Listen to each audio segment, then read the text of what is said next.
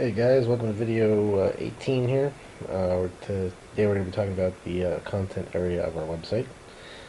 So we'll pull up the code here. It's going to be this area here in my code. It's going to encompass a few different things here. Actually, this area here. It's going to include the headers and the paragraphs, and that's what we're going to be working on today. So we'll get right to it. Let's get to the CSS here.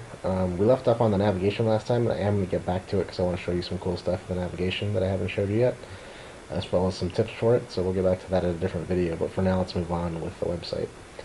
Let me organize this real quick. Alright, so I have my ID here for main content, and I've attached this ID to this div here, which wraps around my paragraphs and my H1 tag. Okay, so it wraps around both of those. So there's my ID for main content. In my layout, this div of main content is actually this white box. Let me change the highlight here. This white box is what we're working on. So that is the main content ID. Okay, that's we're working on the code right now. Let's get back here. And sidebar we'll talk about in the next video. So let's just focus on this for now. So the first thing I'm going to do is I'm going to give this a width.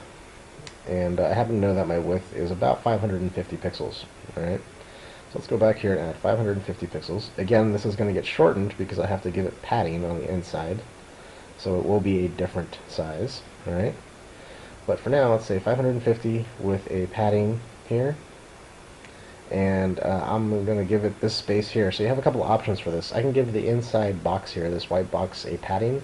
Or I could give each of these individual elements, the H1, the H2, and the paragraphs, their own margins, right?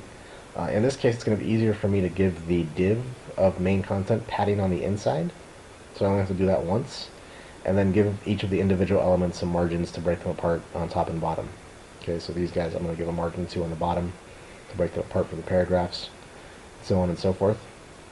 But for now, it's easier just to give padding to the inside of the box and nothing else. Okay, so I'm going to give that, I'm going to guess here at 15 pixels. Okay, and save that. And again, I'm going to have to subtract from here now because my box is going to get bigger, so I'm going to set this 520, being 30 for each side, right? So 520 there. And I'm going to give it a background color, which is going to be white, but again, I can shorten this to just 3. Remember our discussion on the shortcuts for that. So with padding and background colors, and that looks like it's setting up nicely there. Let's go take a look at this in a browser.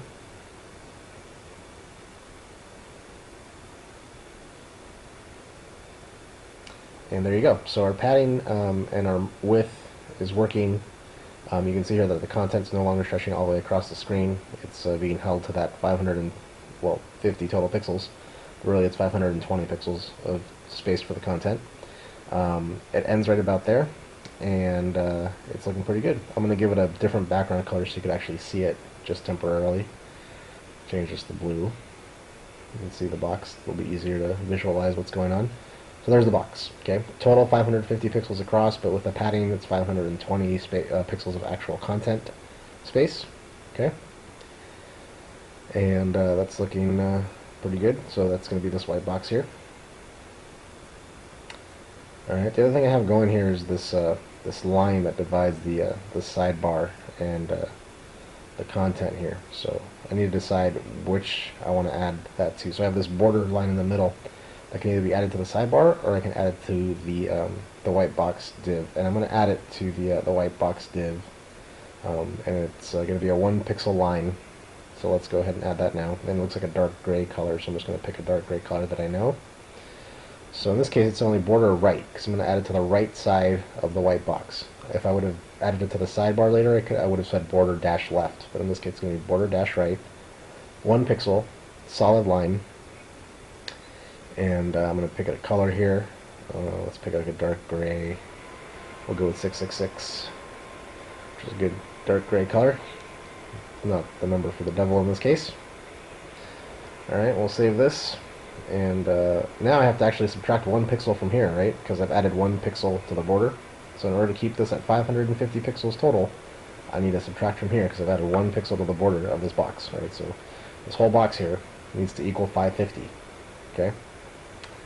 So let's save this and go take a look at it. And, oops, I made a mistake somewhere. Oh, my X is missing, so let's fix that. Everybody makes typos, guys. So if you see something happen that you didn't expect, it's probably a typo. So there's a gray line there, but it's hard to see with that blue background, so let's get rid of it. Change it back to its original color. And refresh, and there we go. So now I got this nice dark gray line here separating my content from my sidebar later on, and I'm pretty happy with this. Okay, that's looking pretty good. So let's move on here and style the headers and the paragraphs. I'm going to actually move this sidebar down because I have a different section for that. Alright. And let's create the H1 here. And let's give this a color of, I'm going to pick the color of the blue from before. Now remember that the H1 has a default size which is 200% of the paragraph size. So it already has a size built in, which we could change if we wanted to, but I don't want to. I just need to change the color. So there we go. That looks pretty good. Right now it matches that blue color up the top. And I'm going to add something here that I haven't done before. I'm going to add a comma and a space, and I'm going to add a second selector. Okay, this is called grouping. We haven't talked about this, at least I don't think. When you have multiple selectors that have the exact same properties and values, you can group them together. Okay, and then you can also separate them apart later if they have specific properties and values that they don't have that are the same. In this case, the color for my H1 and my H2 are going to be the same. Okay, so both of my headers need to be that same blue, so I'm just going to combine them with a comma and a space, and now they're both going to have this color. Okay, so let's go take a look at it, and there you go. So my H2 now is taking on that color. Okay, so that's called grouping, and in order to do it, you need a comma and a space between each of the selectors. Okay, and there we go. That looks pretty good. Alright, so let's move on here. The next thing I need to give this is actually some margin on the bottom, because there's not a lot of space between the paragraph and the headers right now, and there needs to be. If you go back and look at my layout real quick, there's spaces on top and bottom, so let's go fix that. The padding on top is coming from the white box, but I need to fix the bottom here, so give this a margin dash bottom. Okay, I'm going to give it one value here. We'll go with 15 pixels. Create that space. Refresh, and there we go. So now we have some space down here, some space in between here for both the H1 and the H2. Okay, so that looks pretty good. Now I'm going to go to my paragraphs. Now I'm going to set up this paragraph, but I'm going to give you guys something to do here. So far I've talked about individual selectors and IDs and stuff, but we haven't done anything with classes. And here's a good chance for you to use a class, and here's why. I'm going to add a class here to this paragraph, and I'm going to name it class equals, don't forget the parentheses, I'm sorry, the quotes. I'm going to call it gray box. Okay, so that's because it has a gray box, so name it something appropriate to what you're creating. Okay, and I'm going to save this, and you'll notice the reason you want to do this is, let's say you have other paragraphs on your page, right, that don't necessarily have this gray box, or have different color boxes, or no boxes at all, or different font sizes, or all kinds of different things that you could add to different paragraphs. You don't want to just call out the P tag by itself, because then it'll apply to every single paragraph. So you need to have some unique paragraphs. You're going to want to add a class. Okay, so I'm going to add a class here that I just created, which was gray box. Now I could leave it like that, or I could add a P in front of it with no space, and what this says is any paragraph with a class of gray box apply these properties and values to. If I just left it as .gray box without the P, then it would be anything, any element with the gray box class apply these properties and values to. So I'm going to be specific here and add any paragraph with a class of gray box. Okay, and I'm going to give it a background color, and I happen to know already from Photoshop from before that that is the value for my hex for that value, for that background color.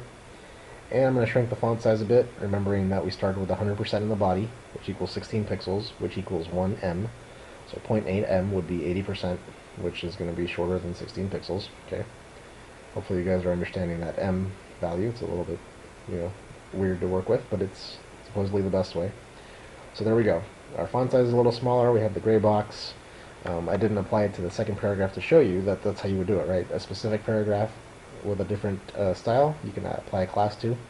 So now I'm going to go back to my index here, and I'm just going to copy this and apply it to my second paragraph as well. And again, because it's a class, I can apply it to anything, but in this case I'm using it for paragraphs. So you can use that for any element you want. I'm using it for paragraphs in this case. Okay. And now I need to add some padding on the inside of those boxes because the words are bumping up against the edges there. So I'm going to say 10 pixels of padding on the inside. And that's looking pretty good. That's looking about the same as my layout. Now, one thing, you'll notice the box didn't get bigger, right? It's not the same issue we had as before when you add padding to something that you need to account for it. Reason being, I didn't give a specific width to this box, okay? So it's a block level element. It's going to fill up as much space as it can. It's going to fill in that white box and take into account the margins the box has, right? The 15 pixels in the white box, so it can't, or 15 pixels of padding rather for the white box.